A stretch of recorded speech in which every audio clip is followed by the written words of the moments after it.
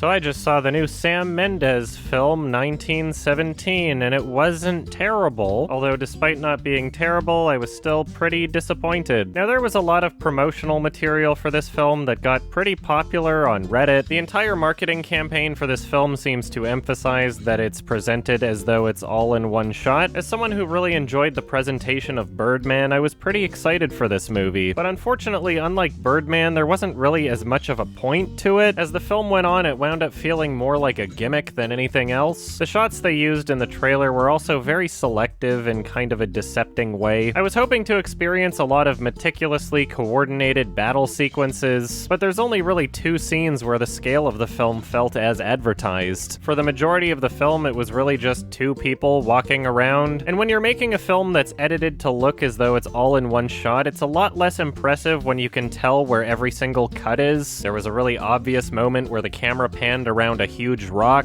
There was some really bad CG stitching together a cut going over a waterfall. When characters entered or exited environments with different lighting, it never felt as though it was one flowing shot at all. There were points where there would be explosions to mask the cuts and it was still incredibly obvious. And to top all of that off, they even just cut to black in the middle of the movie. There's some passage of time during this black screen and then it just continues on. Like they didn't even really fully commit to the entire idea that they were using as their marketing campaign. It's like they ran out of creative ideas for how they could actually limit themselves in that way. It was an interior shot when this happened, so they could have communicated passage of time through lighting changes. Even if they imitated something like a time-lapse shot, that would have been really cool. There's ways they could have done it creatively without abandoning their marketing concept. Just feels weird that that's what they decided to go with, I guess. Now, despite these criticisms, the movie didn't look terrible visually. There were some nighttime shots that looked pretty cool, but overall it didn't feel nearly as impressive as other films that Roger Deakins did cinematography for. I was honestly surprised to see his name in the credits at the end of the movie. Now it seems as though a lot of people disagree with me on this and find the film to be visually breathtaking, and like I said, it doesn't look bad at all. But regardless, these elements of the film are just icing on the cake, and the cake was not really that special at all. At its core, it is just another bland, basic war movie, and I would not have seen this movie if I knew that that's what it was going to be. The writing for this film was really cheeseball and awkward. The dialogue between characters feels incredibly unnatural and uninspired. There are setups and payoffs in the script that feel very forced. Overall, it was pretty difficult to take seriously, especially with how cheesy and overbearing the music was. There were about 3 different scenes where I feel as though the music was appropriately used in this film. When they first receive their orders, it's very subtle and adds a lot of foreboding tension, but for the majority of the film, the music is just so obnoxious. It is so insistent and overpresent. It really prevented me from feeling genuine emotion for most of the movie. The score itself was not bad, but not great either. There was just way too much of it, and it was used at incredibly inappropriate times. The music choices when they had their guns raised as they were about to go into the second trench was just awful. And the entire presentation gimmick of this film feels like kind of a waste when you're going to present every other element in such an incredibly cheesy way. The movie is filled with ridiculous and annoying conveniences. I desperately wanted to feel some sort of emotional impact watching this, but most of it just felt really silly to me. From the beginning of the film, the 2 main characters seem incredibly out of place compared to the extras. Everyone around them is dirty and fits with the environment, but the 2 main characters look like they just got fresh out of makeup. One of them even looked like he had blush to give him rosy cheeks. Near the end of the film, we see Benedict Cumberbatch, and that was really distracting. He's easily the most recognizable actor in the movie, and by that point it seemed like more of a cameo appearance. I should probably remind you that I'm speaking from the perspective of someone who wasn't really able to take this movie seriously at all, so these things might not bother you. There's nothing wrong with enjoying this film, and I really wish that I could have myself. To me, it was just really underwhelming in every way. Pretty much every scene in the film reminded me of a better movie that I wished I was watching. At points, I wished I was watching the Peter Jackson World War I documentary They Shall Not Grow Old. At other points, I wished I was watching Dunkirk. When the camera follows characters narrowly avoiding being shot, I wished I was watching Children of Men or The Pianist. When they were floating down a river, I wished I was watching The Revenant. The only thing I could call great about this movie would be the costume and production design. The acting was fine, but nothing amazing. The script was alright, but kind of bad at points. It was unfortunately a really underwhelming experience overall for me. It is a cheesy, basic war movie with a little bit of icing on top that I will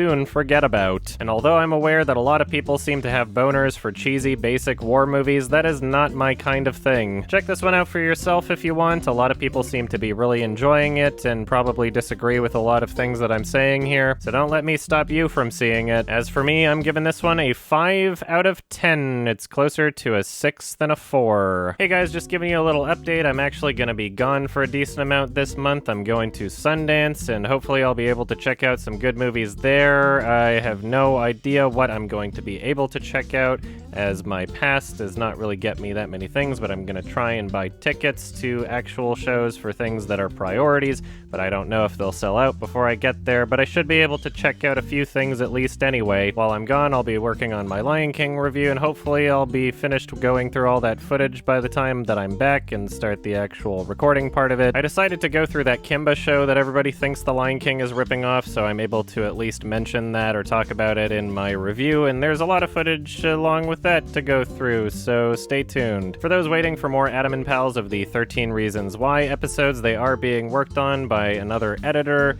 but they're also working on some stuff for my gaming channel at the same time, so as they're finishing up those projects on the gaming channel, they'll be able to put more time into the Adam and Pals for 13 Reasons Why, so just stay tuned. Those are being worked on. I've also recorded another commentary track already, and another different editor will be working on the Adam and Pals for those, so who knows what's going to come out first, but there's more shit coming, and stay tuned. Thank you, bye-bye.